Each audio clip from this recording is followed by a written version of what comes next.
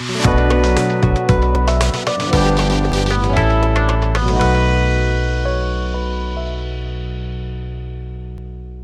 जी। Mutual fund के वर्तमान और संभावित निवेशक, बृहस्पतिवार शेयर बाजार एक नई ऊंचाइयों के साथ बंद हुआ सर। क्यों? क्योंकि जबरदस्त खरीदारों ने खरीदारी करी सर। किन किन सेक्टर्स में हुआ खरीदारी, किन किन सेक्टर्स में रहा मोमेंटम, और उस मोमेंटम को कैप्चर करने वाला कौन सा फंड बाजार में नया आ गया है सर, कौन सा एसेट मैनेजमेंट ये फंड लेके आ गया है सर, उसके बारे में भी मैं आपको इस वीडियो में बताने वाला हूं। तो आप लोगों से रिक्वेस्ट करूंगा कि अभी तक आपने अगर मेरे इस चैनल को सब्सक्राइब नहीं किया, बस सब्सक्राइब कर लीजिए।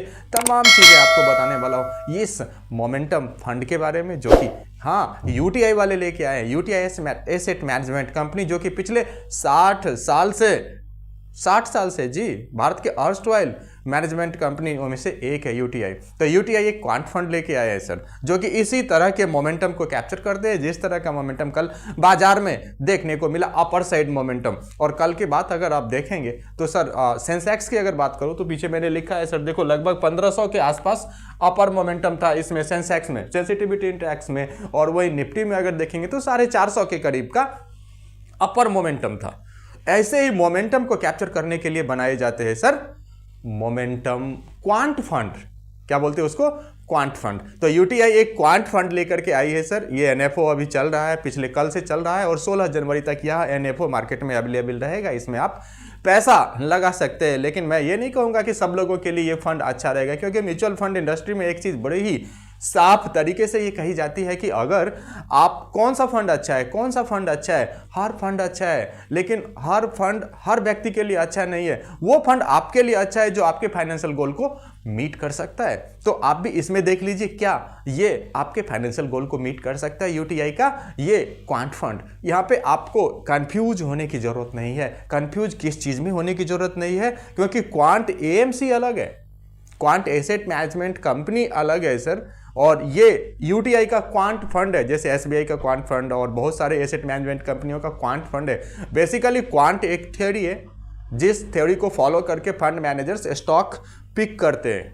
अब क्वांट थ्योरी बेसिकली क्या है, उसी फंडामेंटल्स को आज थोड़ा सा देखेंगे, और यूटीआई वालों में क्या खास है वो भी देखेंगे। तो बिना देर की आपने सब्सक्राइब कर लिया होगा, और मैं भी अब अपना काम फटाफट आपको इन्फॉर्मेशन देने का शुरू कर देता हूँ सर। जैसा कि एनएफओ है सर, न्यू फंड ऑफर है, यूटीआई क्वांट म्यूचुअल फंड का है सर, यूटीआई फंड का ये क्वांट एसेट मैनेजमेंट कंपनी का है। तो एक्चुअली क्वांट में बेसिकली होता है क्या, कॉन्ट्रैरी है, शार्प कंट्रास्ट टू पहले स्टॉक सिलेक्शन में मोस्टली कंपनियां एसेट मैनेजमेंट कंपनी क्या करती थी, large cap, mid cap, large and mid cap, flexi cap, अर्थात बेस में फंडामेंटल में क्या रखती थी, मार्केट कैपिटलाइजेशन को, कि किस कंपनी का मार्केट कैपिटलाइजेशन जितना बड़ा है अर्थात वो कंपनी उतना अच्छा है कि नहीं। लेकिन ये थ्योरी क्वांट थ्योरी से बिल्कुल अलग है। क्वांट थ्योरी कहती है कि फैक्टर बेसिस पे आप सिलेक्ट करो, और अभी जो सिचुएशन चल रहा है उसके हिसाब से आप स्टॉक सेलेक्ट करो, तो आप अच्छा रिटर्न बना सकते हो भविष्य में।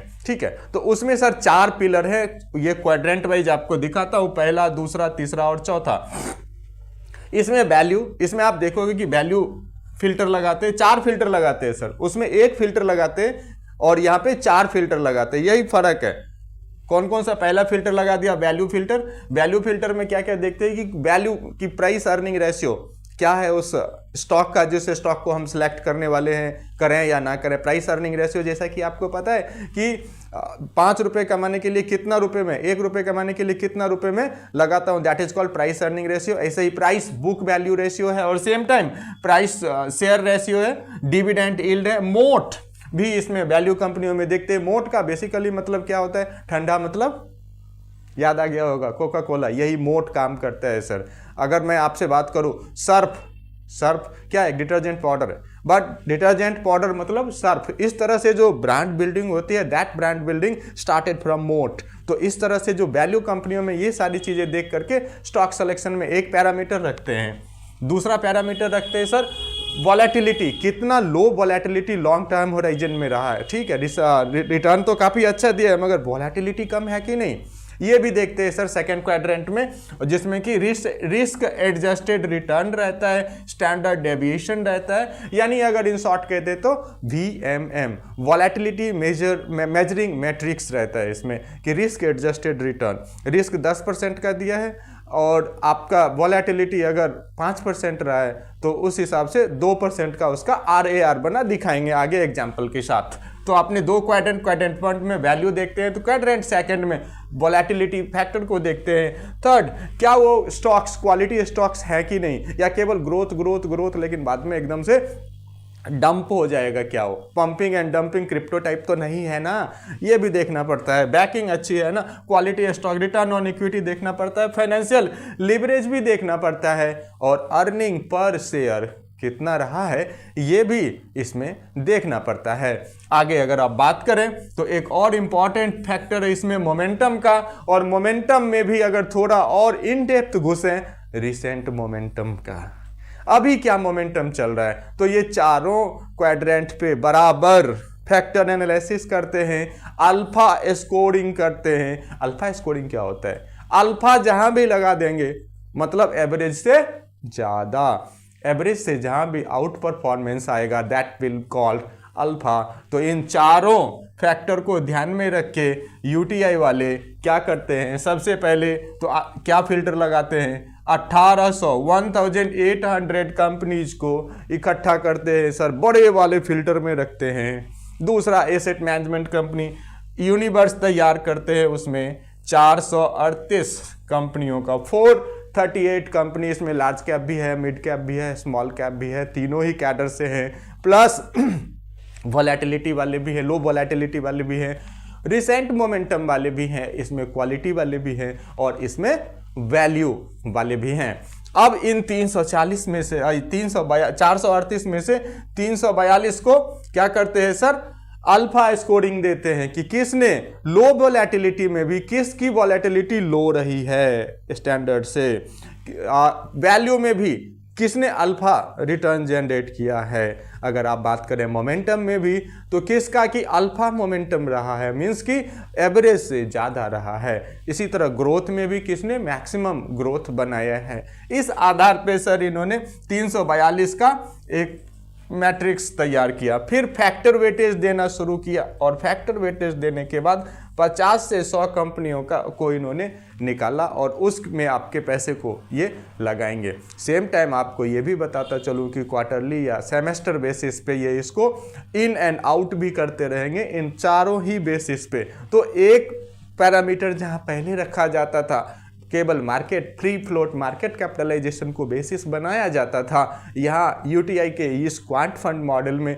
4 फैक्टर को इन्होंने कंसीडर किया, और बड़ा सा 1800 कंपनियों के यूनिवर्स में से शॉर्ट करते करते 50 से 100 कंपनियों में आपके पैसे को ये लगाएंगे। और रीसेंट मोमेंटम के आधार पे जस्ट मैं आपको बताता हूँ, कल के बाजार को ही आप ले लीजिए एग्जाम्पल के लिए। कल बृहस्पतिवार का बाजार अपर मोमेंटम का बाजार था, जहां बुल बियर से काफी दूर था, सेंसेक्स भी 1500 पॉइंट दूर था, वहीं पे दूर था अपना निफ्टी भी लगभग 450। तो इसमें कौन कौन सी कंपनियों में मोमेंटम रहा ये जरा देख लीजिए। 2 जनवरी यानी कि बृहस्पतिवार को बजाज फिनसर्व 8% ऊपर था, बजाज फाइनेंस 6% ऊपर था, वहीं 15-20% ऊपर था आइसर मोटर, यानी मार्केट को लीड कर रहा था अपर मोमेंटम में। साथ ही मारुति, M&M, इन्फोटेक, SCL, जोमाटो, अल्ट्राटेक और कोटक महिंद्रा जैसी कंपनियों में भी अच्छी खरीदारी हो रही थी। अब इसी को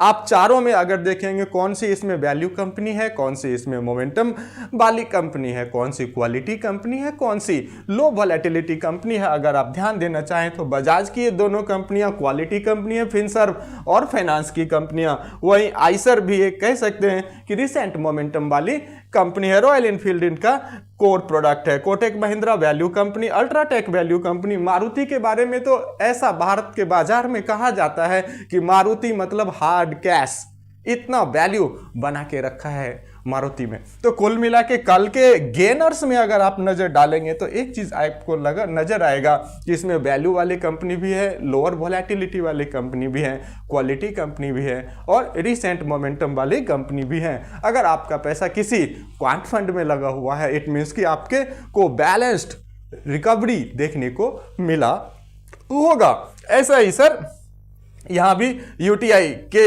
फंड मैनेजर इस फंड में करने वाले क्वांट फंड में। ठीक है सर, अब रिटर्न पे भी एक नज़र डाल लेते हैं। 2005 से अब तक इसने मार्केट को इस तरह के मॉडल ने जो कि क्वांट अप्रोच अपनाया है, उस तरह के मॉडल ने पिछले 19 साल में मार्केट एवरेज को, मार्केट बेंचमार्क को कितना आउट परफॉर्म किया है एक बार देख लेते हैं सर। 2005 से लेके अब तक का मोमेंटम का रिटर्न 21% का रहा है, वहीं वॉलेटिलिटी इसमें 22% का रहा है। तो 21/22 रिस्क एडजस्टेड रिटर्न निकाल के देखते हैं तो निकल के आता है सर 0.95। अगर लोअर वॉलेटिलिटी देखेंगे तो रिटर्न 19.3% का रहा है, वॉलेटिलिटी 15.8% का रहा है, यानी रिस्क एडजस्टेड रिटर्न 1.22 का रहा है। क्वालिटी सुपरसीड कर रहा है 1.06% रिस्क एडजस्टेड रिटर्न का, जबकि बेंचमार्क BSE 200 TRI ने दिया है सर 0.75। ऑलमोस्ट अगर आप मोमेंटम को, लो वॉलेटिलिटी को और क्वालिटी, ये दोनों को ही देखेंगे तो ये वैल्यू फंड को छोड़ के बाकी सब ने सुपरसीड किया है मार्केट को। तो इसलिए ये विशेष फंड जो कि UTI लेके, हाँ UTI के बारे में सर पिछले 6 डिकेड से भारत के बाजार में है सर, ट्रस्टेड है। तो इफ अगर आपका रिस्क एपेटाइट सजेस्ट करता है कि हाँ मेरे पोर्टफोलियो में एक क्वांट फंड भी होना चाहिए, तो आप इसको देख सकते हैं, समझ सकते हैं, इसके स्कीम इंफॉर्मेशन डॉक्यूमेंट को बहुत ही केयरफुली पढ़ सकते हैं। और कोई सजेशंस चाहिए तो आपको मेरा नंबर भी सर स्क्रीन पे है। NISM सर्टिफाइड होने के नाते एक एब्सोल्युटली निष्पक्ष सजेशन देने की कोशिश करूंगा। धन्यवाद।